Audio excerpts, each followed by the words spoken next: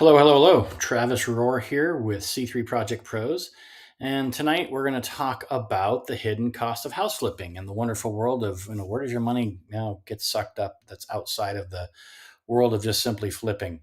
So let's get into it. This is October 26th, and we're again talking about house flipping hidden costs. So let's go. So about C3 Project Pros, I'm Travis Rohr. I've been a builder for 30 plus years, started in 1995 with my own company. Third generation guy. Anyway, I've got experience in all kinds of disciplines: custom homes, remodels, additions, multifamily hotels, historical renovations. I've done some flips and actually have a specialty in dental clinics. But that's, but not what we're here to talk about. We're talking about the flipping aspect of it. So let's get into it. We're going to talk about 8 different market situations and cost thresholds that you need to be aware of. And one is property acquisitions.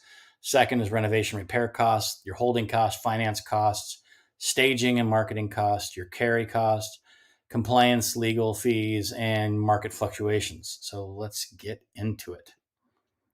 Property acquisition costs. Well, of course, that's what I don't have on here is realtor fees, but you're going to have in here your title insurance, your escrow. There's going to be, loan application fees. If you're doing property inspection, you're going to have that property inspection fee. You'll have other fees that might be associated with a property depending on where you're at. There could be mold testing. It could be lead testing for, especially if you have an aged home older than the 1975 lineage, to do for lead paint testing for your dump fees. You can also run into I think I said insect, mold, um, goodness, things like that for your, anyway, those third party inspections that you might need to get checked off the box.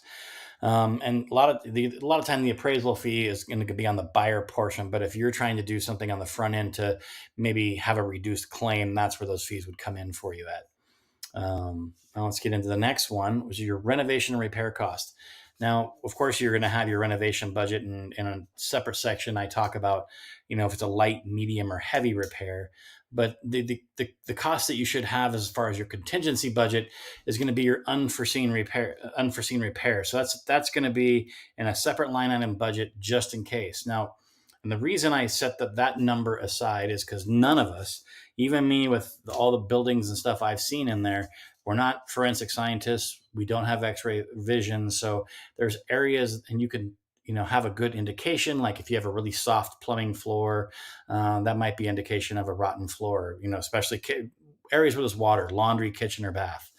What about your permit fees? If you're just doing remove and replace, there's some jurisdictions that allow you just to rip out, let's say it's a kitchen, you rip out the kitchen, put a new one in without moving anything around.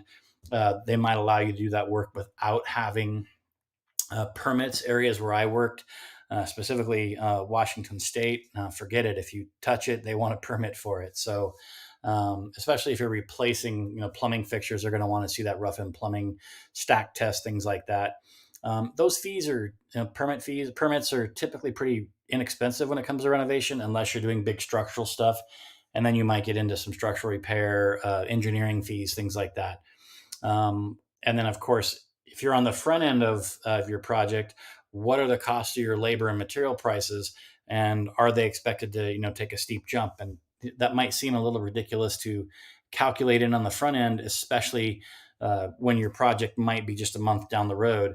Well, it's just something to consider, especially if you've got several months in the lead. I know that in the last couple of years, like the cost of wiring alone, it's shocking what a roll of Romex costs. And plumbing parts and pieces. Those are the two.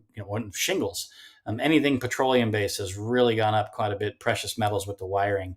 So it's just really, don't use assumptive costs on that stuff. Double check your pricing.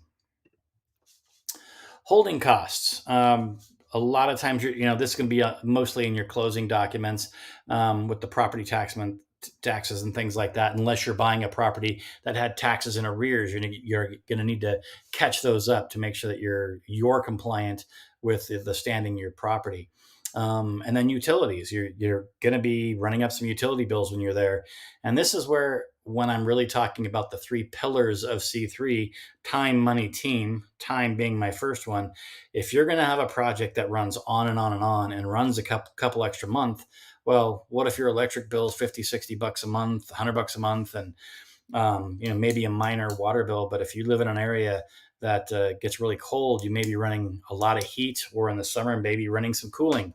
So be mindful of how long your project open time is going to be and what those utilities are.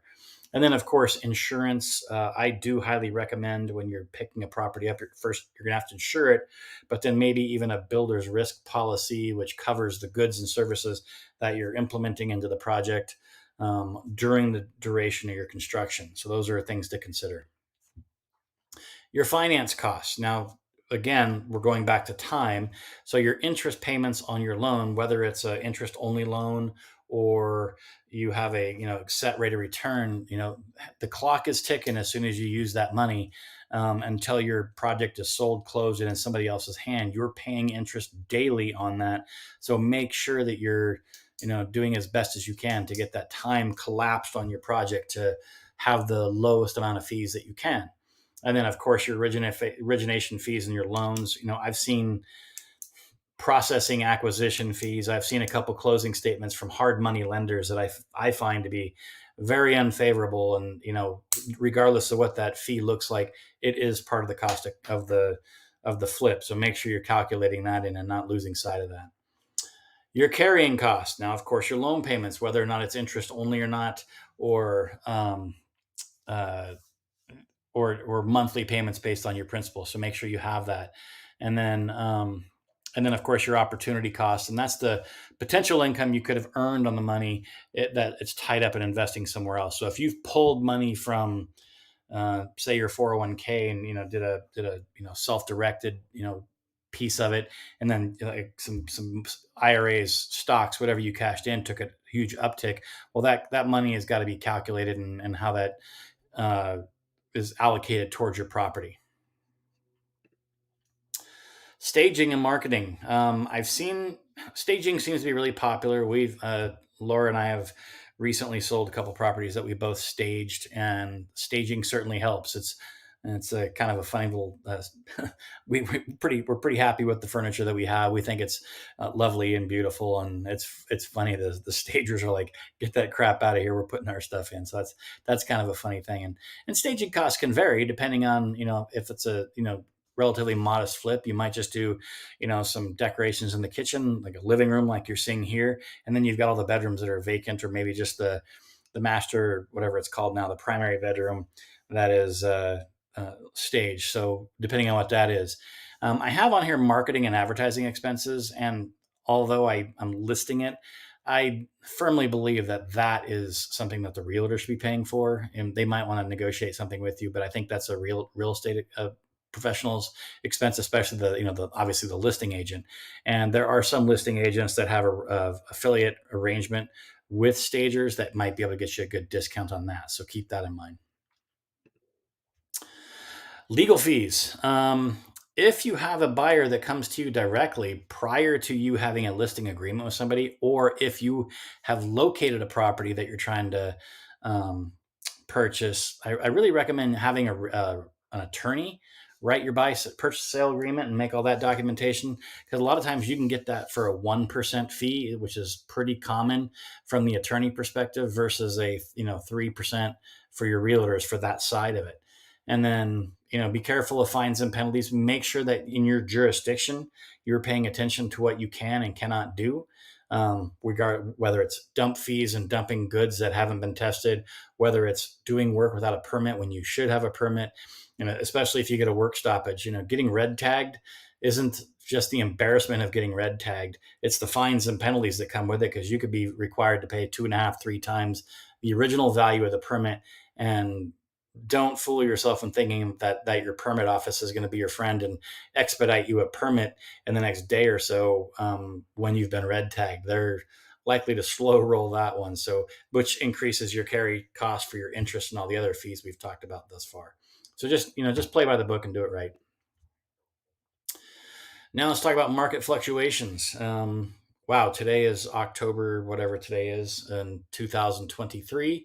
And boy, has the tide shifted in the last couple of years from traditionally, interest rates of 3.5 to 5% to now it's, what is it, 7.5, with no sign of any slowdown in, or not slow down, but rollback of interest rates back to a reasonable rate. So be prepared for that when you're forecasting that. Your carry cost just doubled for the interest rates that we've seen in the last year or so.